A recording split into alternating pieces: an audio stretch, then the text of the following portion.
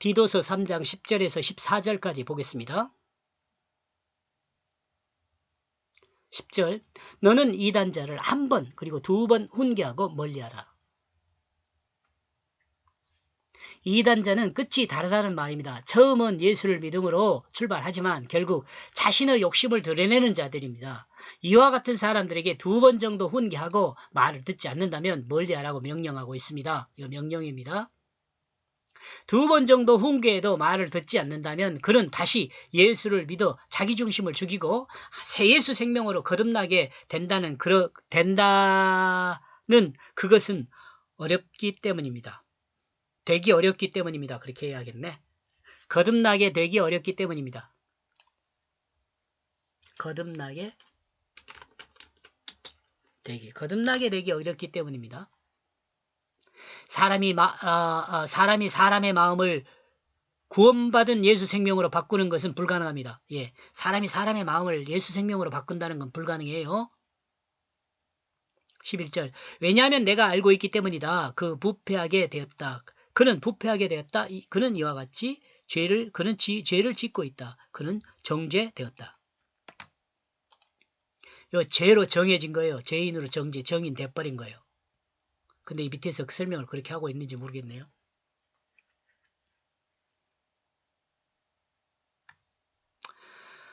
처음은 예수를 믿었지만 자기중심을 온전히 버리지 못하고 하나님의 뜻을 배반한 이단자는 사람의 설득으로 사람의 권고로 그 마음이 움직이지 않습니다. 그는 이미 마음이 부패하여 망가졌습니다. 새롭게 새 생명으로 거듭난다는 것은 불가능합니다. 이와 같은 사람은 정죄되었다. 다시 죄를 범하고 있습니다.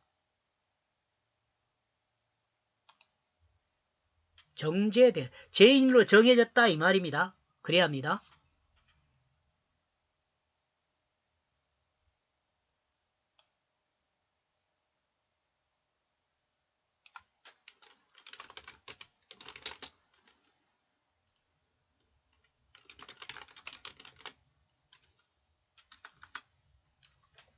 죄인으로 정해졌어요. 다시 죄를 범하고 있습니다. 이와 같은 사람은 하나님 말씀을 따라 살다가 다시 자기 중심을 따라 사는 사람이 되었습니다. 죄인이죠. 하나님의 특별한 역사가 없으면 구원받기 힘들다.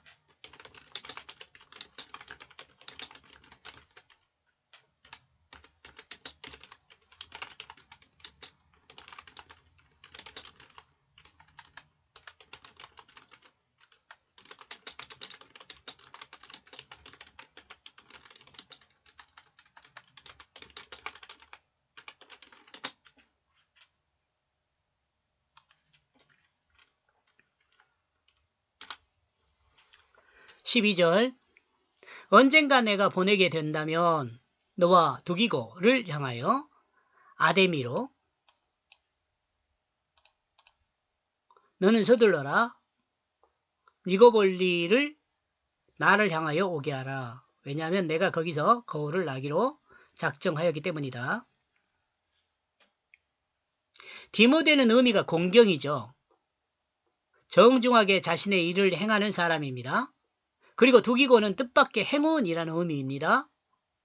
그리고 아데미는 황소자리를 의미하는 기민한 이란 의미를 가진 단어입니다. 그리고 니고볼리는 정복이라는 단어이고 성이란 단어가 그러니까 정복이란 단어와 성이란 단어 그러니까 무슨 산성 하는 게 전쟁터에서 미리 이제 어떤 구축하고 있는 그런 거죠. 안전한 장소. 예, 그 성을 말합니다. 성이란 단어가 합성하고 되어 승리의 성이라는 의미를 가집니다.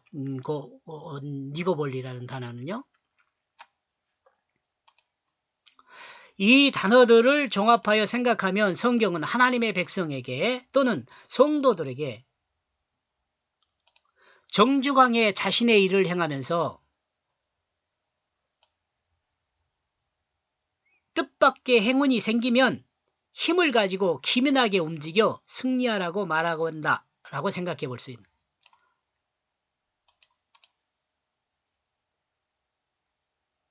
정중하게 자신의 일을 행하면서 뜻밖의 행운이 생기면 힘을 가지고 기민하게 움직여 승리하라고 말씀한다는 생각을 합니다. 이 본문의 내용은 디도서의 마지막 부분입니다. 계절도 겨울로 익어가고 있습니다. 이런 상황에서 성경은 성도들에게 정중하게 직분을 행함으로 기민하게 움직여 승리로 결실할 것을 권면하고 있다고 볼 수 있죠. 13절 그 율법에 능한 자 세나를 그리고 너는 아볼로를 먼저 보내라. 왜냐하면 그 자신에게 부족한 것이 아무것도 없기 때문이다. 10절에서 이단자를 어떻게 할 것인가를 언급하고 있습니다. 그런데 본문에서는 이방신입니다. 이단자는 기독교인 것 같지만 가짜 기독교인이에요. 이방신은 완전히 다른 신을 섬기는 것을 이방신이라 그래요.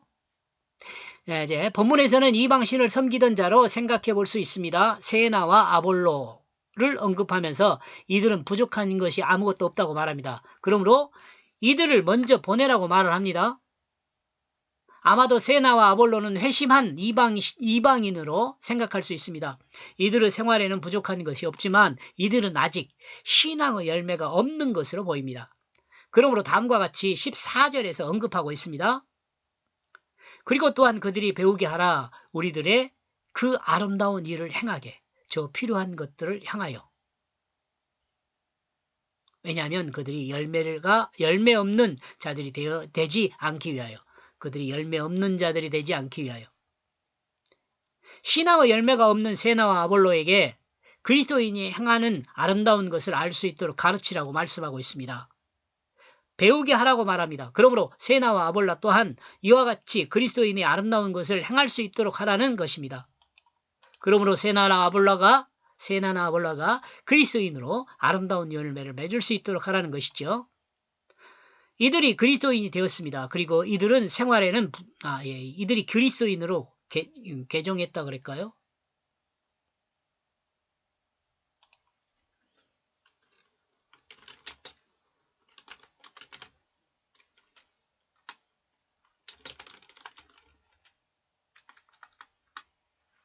이들이 그리스도인으로 개종을 했습니다. 그렇게 이제 보는 거죠.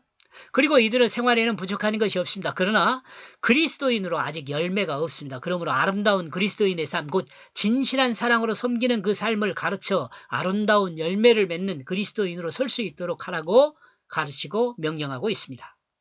이렇게 해서 10절에서 14절까지 내용을 정리하면은요. 정중하게 직분을 행하여 승리로 결실하라. 이렇게 보았습니다. 여기까지 보겠습니다. 고맙습니다.